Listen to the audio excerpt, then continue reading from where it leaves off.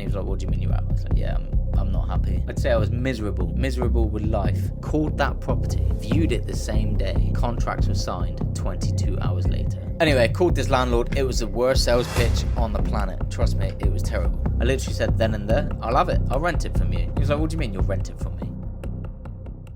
Hey guys, so in this video we're going to talk about my whole journey. How I stumbled across Rent to Rent, how I got started, how many deals I secured, at what point did I quit my job, the emotions I went through, everything from start to finish, because I don't think I've been crystal clear or very detailed on my journey. So I think it would benefit to really get my story out there online. If you guys can relate to it, is it something you can do? And if my journey can help you make a decision going forward with Rent to Rent, I'll be more than happy to know that it came from this video. So let's get straight to it. So I was an engineer just working for a pyrometry department. I absolutely loved the job. I really did.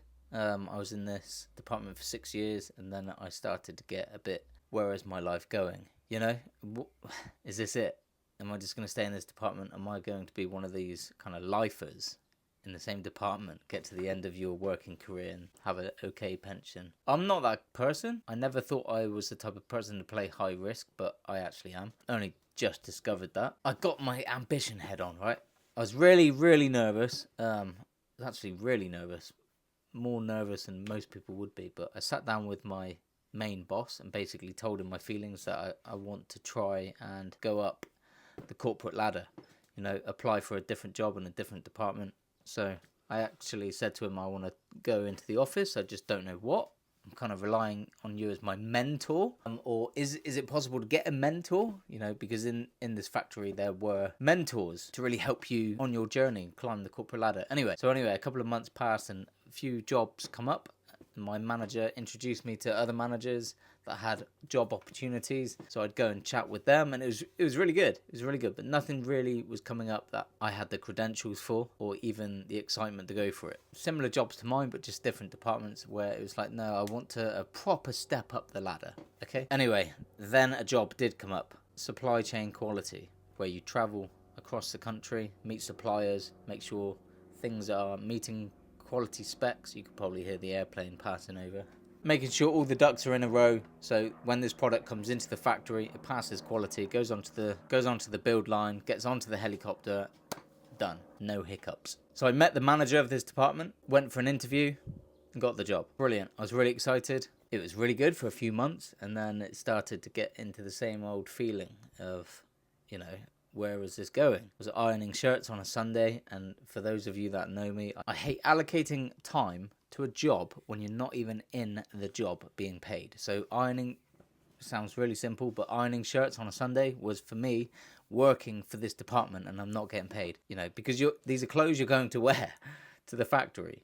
And it's my Sunday evening. It's my private time. Like, my private time was the highest priority in my life. And I think that's what really bugged me so much, is that I'm allocating time to prepare for work in my private time. And it just really bugged me. So in the end, I bought shirts that didn't really need ironing. Anyway, fast forward a few months of doing that job, which was pretty cool. Traveling all over the country, meeting suppliers, hire cars. It was good. But then I started to get a bit bored as well. Then the next step up come available: supply chain program manager for avionics equipment. And because I was an electrician, had an electrical background, I had the advantage of getting this job. Numerous of people applied for it. I got the job. It was great. It was literally the next pig pen over. Literally like a 2-meter move. The responsibility for this job was a bit more hefty, you know, really high priority pieces of equipment that need to be on the helicopter pretty quick. Was there a pay increase? 3%. 3% pay increase. You could say, well, you're just ungrateful. It's like, no, you're paid for the value you deliver to the marketplace. Jim Rohn said that, and it's always stuck with me, and it's so true. If you hold more responsibility, you should be paid for it. And a 3% pay increase was just pathetic. Then I'd done that job for 3 years, and I remember it vividly. I was sat at the desk, and the aircon was broken, and it was 35 degrees in the office, and we're all just sat there sweating, and I was like, this is so crap. It's like, in an office, a multi-million, and actually £1 billion company, and the aircon is broken. And it wasn't just broken for like a few weeks. It was always broken. This aircon never worked for the whole time I worked in this department. Very annoying. Such a simple job. Just fix the aircon. We'll all be happy. all be more proactive. But no, I can remember just sat there, literally just boiling hot, thinking, this is crap. So then the next step up come available, the manager of us. So there was 4 of us in this team. Our manager was leaving, so his job was coming up, okay? I applied for it, I had an interview, and then I pulled out. It didn't excite me. I didn't really want to climb the corporate ladder because I could see the corporate ladder. I could see who was in it, and I could see their stresses. They're literally pacing up and down the office, like completely stressed. They'll be in the office before me, and they'll be in the office after I leave. So I got to the office about 7 a.m, an hour and a half before most people, okay? And I left bang on 4 p.m. because that's the earliest you could. And this annoyed me so much. And it's so typical of the office life. You guys really need to stop it because it really pisses people off. It's when you stand up at like 2 minutes to 4, right? You're putting your coat on, you're putting your jacket on, you're getting your bag on. And people go, oh, you going home already? And it's like, yeah, we have a life to live, all right? There's a contract. I can leave at 4 p.m. So my private life, my time is so valuable. If you don't value time, I think you're happy to stay past your contracted hours or happy to do extra hours if you're called in. For me, it's like, when can I leave? That is when I'm leaving, regardless of how urgent situations are. This is your business, not mine. If it was my business, fair enough. You know, I would absolutely give it my all, but it's not. It's your business. I'm an employee. I have a life at home. That is my priority. During the working hours, I would give it 100%. As soon as I'm allowed to go, see you later. If you're one of those people that go, oh, leaving already, I think you really need to consider where you apply your value. You're just an employee. Your personal time with your family is a lot more important than getting an extra hours overtime. If you're relying on overtime, and that's why you're staying past your contracted hours, then I encourage you to look elsewhere for further money. I had to do an APM exam as well, right? So this is like Prince 2, project management exam. Me and another colleague went to London, stayed there for the weekend, and done the exam on the Monday. And honestly, we were head in the books, head in the game. I'd researched and done my revision like a month prior and come out of that exam feeling terrible, like definitely failed, touch and go. So did my colleague. It was horrendous. It was all memory, no notes. Everything's memory. My colleague's a few years older than me, and he was saying like how his age and how he's still sitting exams at his age and how pissed off he is for doing it. And I'm like, yeah, you know, I'm 32. Exams in my mind are for GCSEs. That sets you up for the rest of your life, or people think it sets you up for the rest of your life. It sets you up for the first 3 years, I'd say, of your life. Get a job and then go. So GCSEs aren't that important. So what have we got so far? Ironing shirts on a Sunday. People saying at 5 to 4, oh, you're going home already. Exams at the age of 32. All of these are really starting to compile up in my mind. It bug me. With a 3% pay increase, I failed the exam. And I hate failure. I do hate failing. So I spoke to my bosses, said I'd quite like to go for the retake. So they enrolled me for the retake. And this time I really did. I thought I got my head in the books before. This time I really did get my head in the game. Anyway, studied for a month, solid, absolute solid. Went to the exam. My colleague refused to do the retake, by the way. I went for the exam. I walked out thinking absolutely aced it. There's no way that is a failure. I felt so confident. It was brilliant. Anyway, fast forward a month. The result come through to my boss. He called me over, sat me down, said, well done, Kenny, you've passed your exam. I said, brilliant, thank God. You know, that's off my shoulders now. And I'm out. And he was like, what do you mean you're out? I was like, yeah, I'm not happy. I really wasn't happy, actually. I'd say I was miserable with life. You know, it's an hour to get to work. It's the 9 to 5 life. It takes an hour to get to work. And then it takes an hour to get home as well because you're stuck in that traffic. And it's like, when I was back on shift, 6 a.m. to 2 p.m., you're driving to work at like 5:30 in the morning. There's no cars on the road. I can get to work in no time, 25 minutes. When you're a 9 to 5er, it's not just 9 to 5. It's like 8 till 6 because of the traffic you're sat in. And it used to just really bug me. So that's another thing that's sat on your shoulders. Ironing shirts. People saying going home already. 3% pay rise. Stuck in traffic. So anyway, yeah, I decided I'm going back on the shop floor. The office life was not for me. I'm not really one to give up or quit, but I did come to the conclusion that the office life was definitely not for me. Full of office politics, those types of emails that really get on your nerves and they sign off politely, but actually they're like stabbing you in the back and CC'd everyone. I'm very real. I speak my mind, and all these political emails going around were just annoying, where it's like, just say how it is. Talk to me how you want to talk to me. But that's office politics. I'm not here to change it. I don't think it will ever change. So if you're happy doing that, that's fair enough. But I certainly wasn't. I enjoyed the shop floor. I enjoyed the shop floor banter, being with the lads, talking like lads, speaking your mind, real, proper work. Anyway, I'm not here to slate the office life or the office worker. It just wasn't for me. I was miserable, and that is my experience. So fast forward a few months, okay? I finally got another job. Doing the same job I was before, but for a different department. So I was really happy. I was really happy. Back in the overalls, steel boots, oily hands, really getting back into it, you know? It was brilliant. I enjoyed it. I was very content. I was very happy. I actually said to myself, yep, I'm going to remain in this job for life. I tried the corporate ladder. It didn't work for me. So what else is there? I was very content. Then one evening, this is where my whole life changed, and complete off chance. I was just on YouTube because I bought a mountain bike and I was getting inspiration. So I was on YouTube, which I never used, by the way. I never used YouTube. Anyway, I typed in mountain biking videos and just started watching them. And then obviously the adverts popped up. We've all seen this guy. I love him to bits, but I won't mention his name. One of his sponsored ads comes up, okay? All about property. So I'm like, okay, this is interesting. So then I went on his channel, just absolutely spam watched loads, and I was really inspired. Went for a day course. Then I bought some books. Rich Dad, Poor Dad. I think most of you guys have probably read it. If you haven't, definitely buy that book. Rich Dad, Poor Dad. Anyway, fast forward a few months. I really needed to drill down on one strategy. All of these people were buying into everything. Every single strategy going. It was like, I can't afford that. It's way out of my budget to sign up to something that provides everything. So let's just choose one strategy and I'll go all in on that.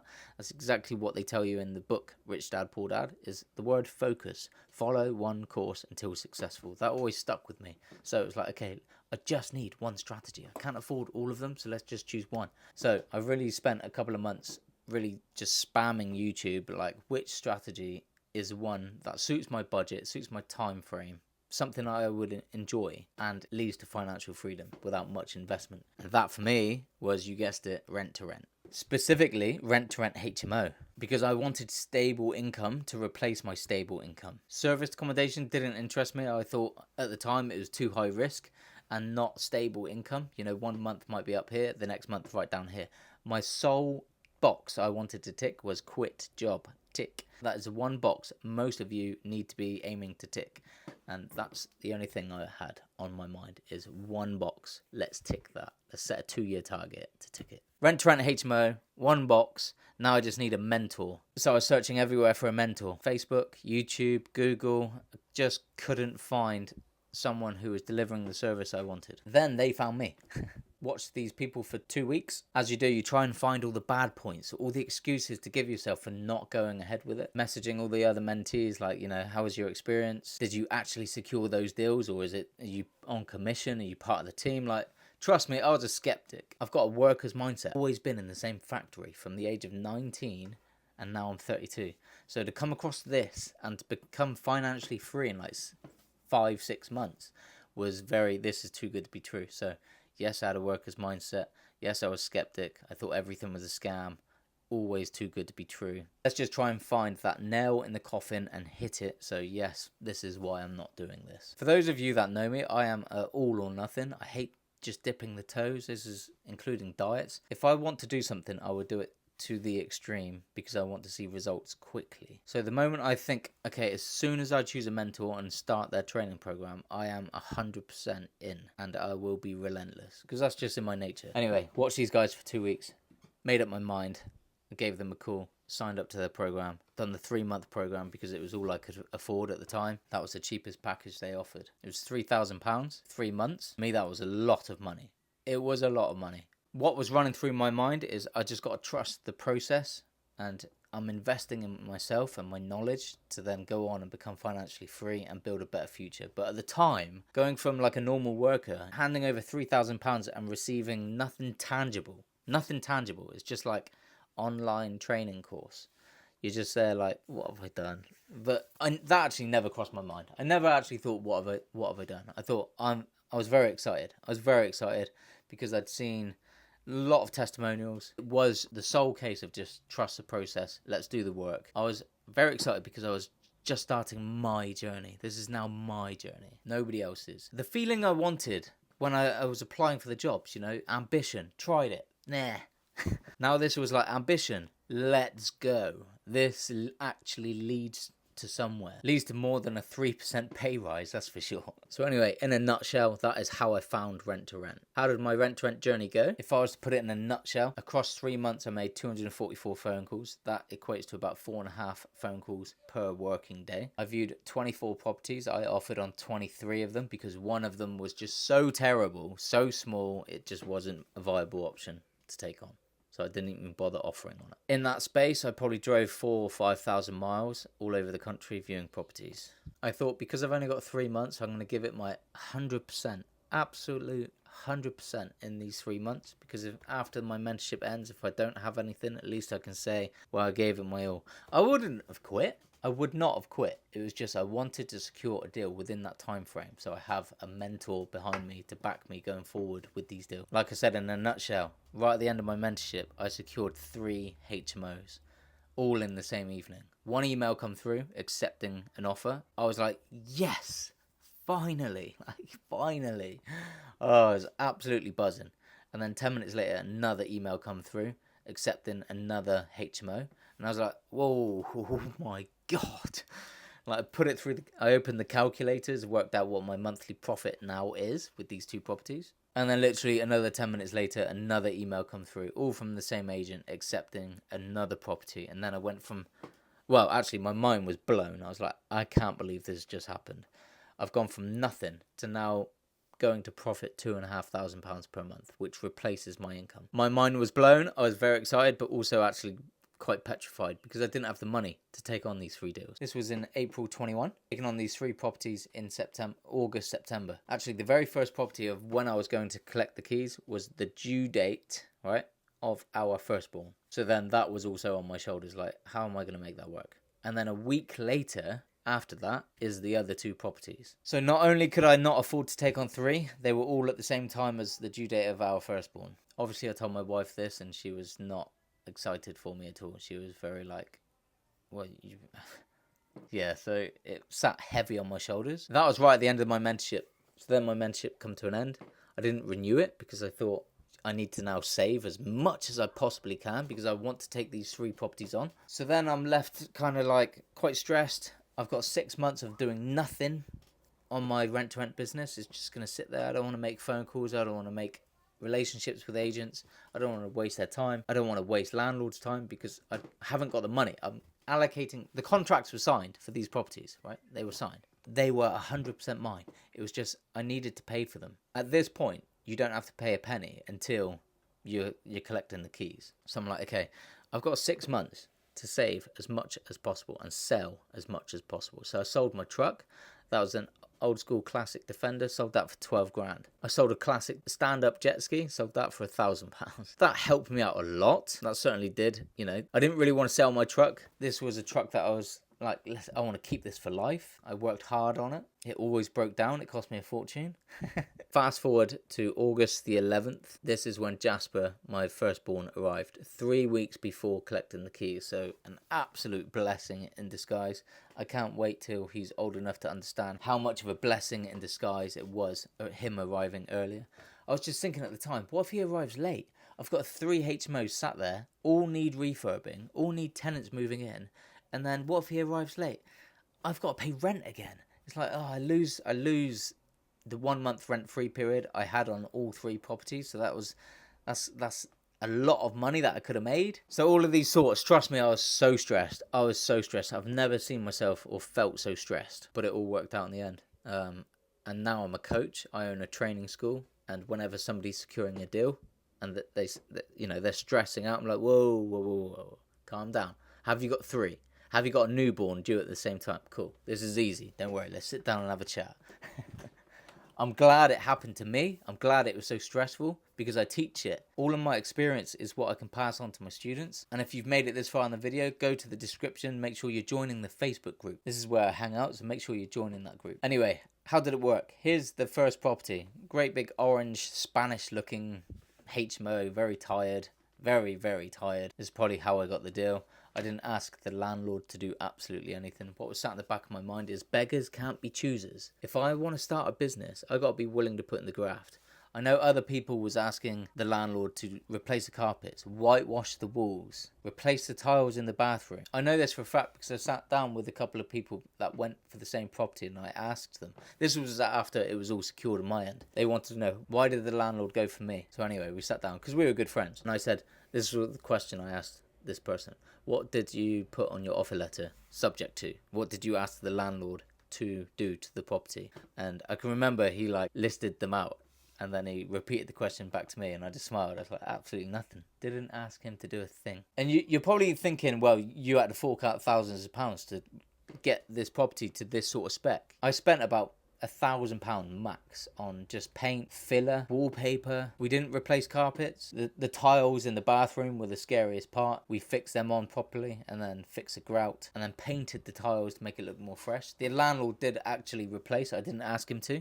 He did replace the floor in the bathroom and you can just see the transformation. So as long as it's fit for purpose, clean and fresh, that's the only boxes you need to tick with the HMO. This is not a serviced accommodation. It does not have to be a 10 out of 10. Just got to be clean, fit for purpose. That's it. This took us 4 days to turn around. And I already had tenants lined up for this place. They all paid £100 holding fee for this property. They knew what was going on. I was in there refurbing it, keeping them updated with pictures. As soon as the refurb was completed, they then sent me the full first and last month's rent.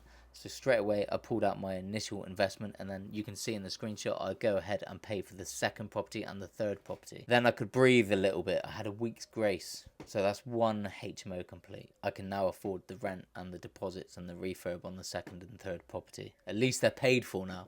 Just want to give a massive shout out to my family and my friends that drove all the way down from Liverpool to help me launch my business. Helping me get this first property over the line was such a relief, so really appreciate it. Thank you so much. So then I went home for a week to see my newborn, chill out for a bit, and then it was straight back down to the properties. Hired a van. The second property was actually unfurnished. It was a 4-bed HMO. This was going to profit like £840, but it was unfurnished. I got a really great deal on the rent as well. It was advertised for like £2,200. I got it for £1,350. This is what separates the winners from the losers, right?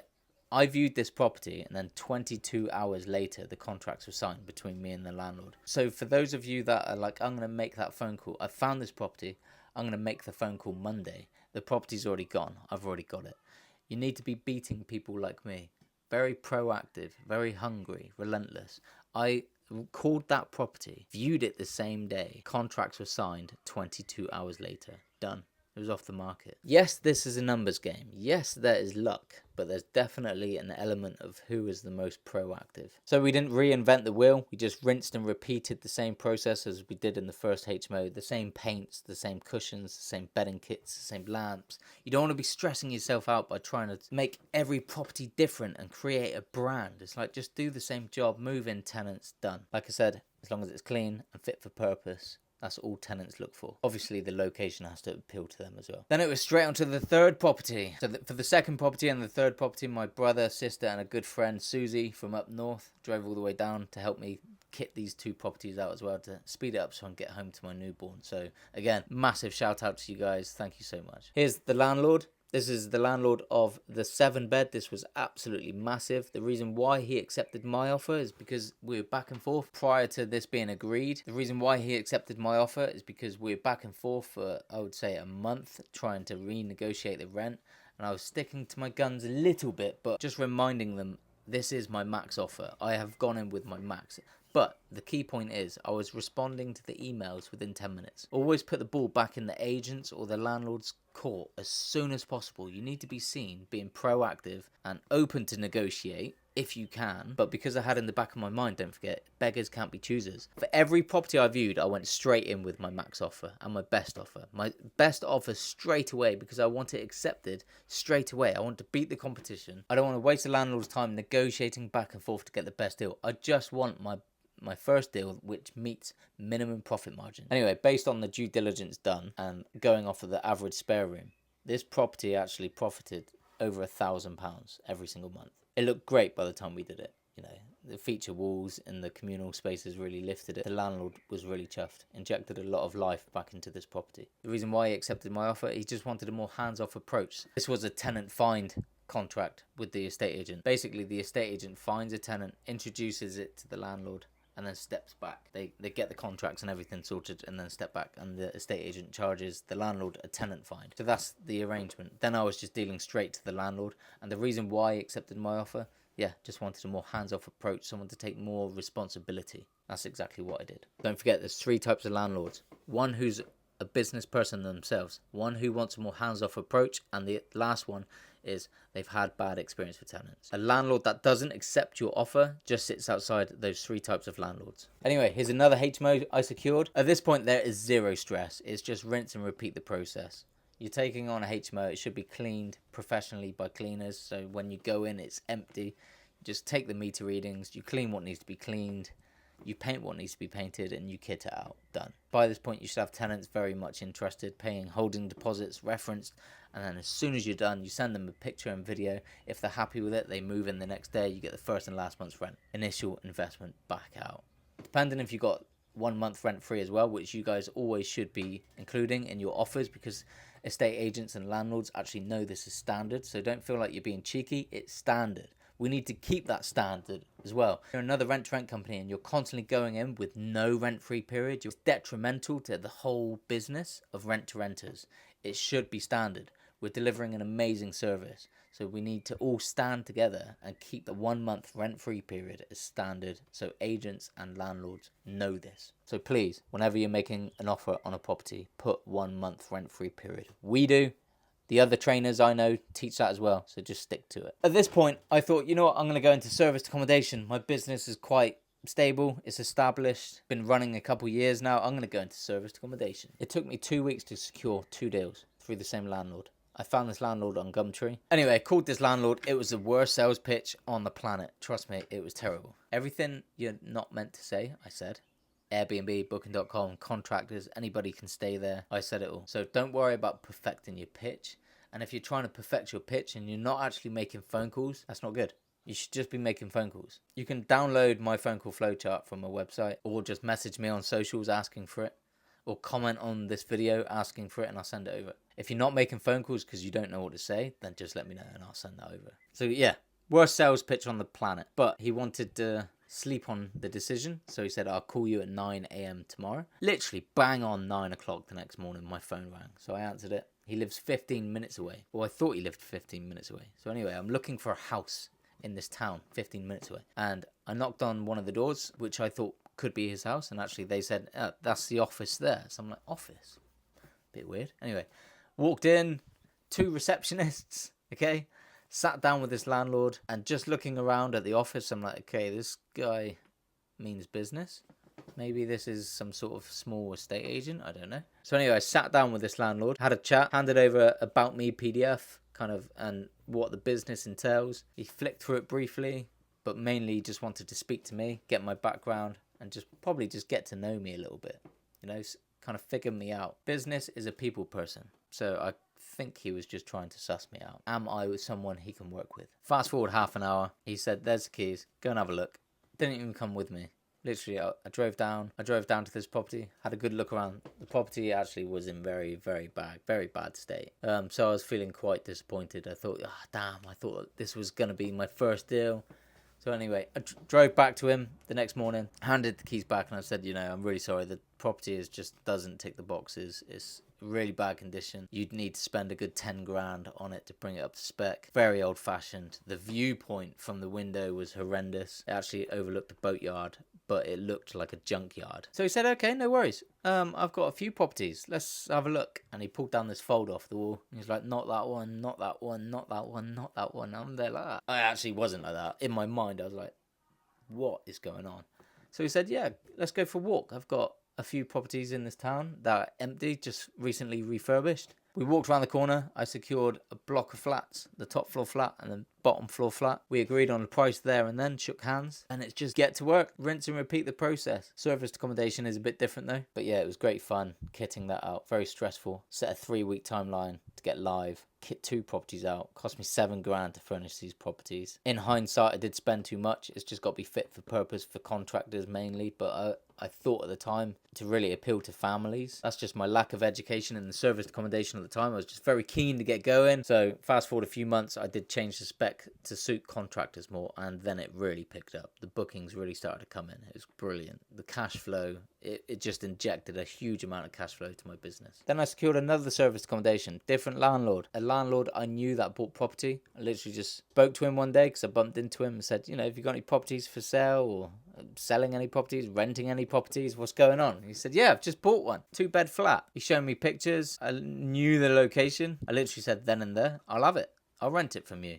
He was like, what do you mean you'll rent it from me? You don't need somewhere to live, do you? I said, no. I told him, showing him pictures of what I'd done to other properties, and yeah, done. Another property added to the portfolio. So it's all about the first property. When you secure the first property, you can use it as leverage to get more. You can show landlords what you've done. You can show them proof of rent. You can show them proof of refurbishment. That is where trust is built without even knowing what you do. It's like, I've shown this landlord many properties and what we've done with the before and after pictures, and he was very excited because he was mainly just going to rent it to a family, but because it was going to be kept immaculate condition and it was guaranteed rent for long term, that is what really pulled him. Well, didn't even pull him over the line. He raced over the line. It was done deal. And then we just got to work again, refurb that property. And then I viewed other properties that another HMO landlord wanted me to go into serviced accommodation with him, with one of his large farmhouse properties. It didn't tick the boxes. This is how you just scale your business, with the landlords and agents you work with. Then the landlord with the amazing office, you know, rang me up with another property. This one made me over £2,000 profit every single month. So yeah, that's how you scale a rent-to-rent business, and that's how it worked for me. At this time, I was starting to coach a few people as well. I did take it seriously, but I didn't think it would grow as much as it's become now. Rise Up Rent to Rent is amazing. I absolutely love how the business has grown. I'm really starting to scale that business, really pushing that further as well, and hence why I'm doing YouTube, to reach a further audience. So please, liking and commenting and subscribing to the channel really helps. But how does life look for me now? Yeah, it's cushy. I just wanted my time back to start with. That's the main box you guys should all be ticking. Become financially free. That's what I wanted so much in life. I just wanted my time back to spend at home. Be at home a lot more. Not just more, a lot more. Like, always be here. So I am. So I don't push myself too much further because I've created the life I want. So if I push myself further and further and further, it's like, well, what am I chasing? So I haven't created that next box. Do I want to? I don't know. For me, it's all about going to the gym. I'm a keen gardener. I do a lot of gardening. Always out in the garden, hunting for bugs, frogs, slowworms with my little boy. Now we've got another baby, Elizabeth. So even more time is needed at home. And I'm very much here. Very much here. Yeah, life is pretty cushy. I did get myself a new Defender. If you remember, I'd never wanted to sell my classic Defender. So I've always been a lover of Defenders. And then I wanted the new one. This was a car I actually always loved. From the moment it was released, I was like, that is so cool. The moment I could afford to get one, I was like, I'm getting one. You only live once. You only live once. It's like, I could be conservative and just get a standard kind of normal, nice, luxurious car instead of going for something so boisterous and out there. But I was like, you know what? If it makes me happy and I can afford it, why not? I love my life, and I hope this inspires you to really push yourself outside of your comfort zones, no matter what your background. Let me know if it does. Let me know if you do anything with your life. Come back to this video, save it, comment, and don't forget to join the Facebook group because that's where I hang out. Anyway, guys, thanks for tuning in. See you on the next one.